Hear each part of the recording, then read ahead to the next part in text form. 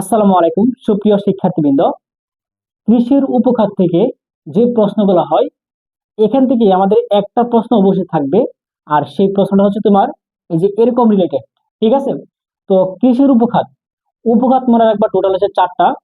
এক নম্বর উপখাত হচ্ছে তোমার শস্য ও শাকসবজি, দুই নম্বর হচ্ছে প্রাণী সম্পদ, তিন নম্বর হচ্ছে বনজ, চার নম্বর হচ্ছে মৎস্য।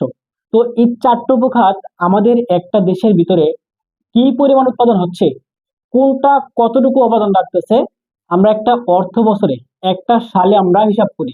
তারা প্রশ্ন করছে এখানে বাংলাদেশের জিডিপিতে কোন খাতের অবদান সবচেয়ে বেশি। তো জিডিপি মানে কি? দ্বিতীয় হচ্ছে গ্রোস, দ্বিতীয় হচ্ছে ডোমেস্টিক, আর তৃতীয় হচ্ছে প্রোডাক্ট। তার মানে গ্রোস মানে হচ্ছে মোট, ডোমেস্টিক মানে দেশজ, প্রোডাক্ট মানে উৎপাদন। মোট দেশজ উৎপাদন। তাহলে একটা দেশের ভিতরে কি পরিমাণ উৎপাদন হচ্ছে, এই উপখাতের মধ্যে কোন উপখাতটা সবচেয়ে বেশি। তো মনে রাখবা আমাদের দেশের সবচেয়ে বেশি একমাত্র জিডিপিতে অবদান রাখতেছে তা হচ্ছে কৃষি। তো আমাদের রাইট আনসার কি হবে? কৃষি। এখান থেকে প্রশ্ন আসে, প্রত্যেক বছরে একটা না একটা প্রশ্ন থাকেই। তো আজকের ক্লাসে 1 মার্ক নিশ্চিত করতে পারো। ধন্যবাদ।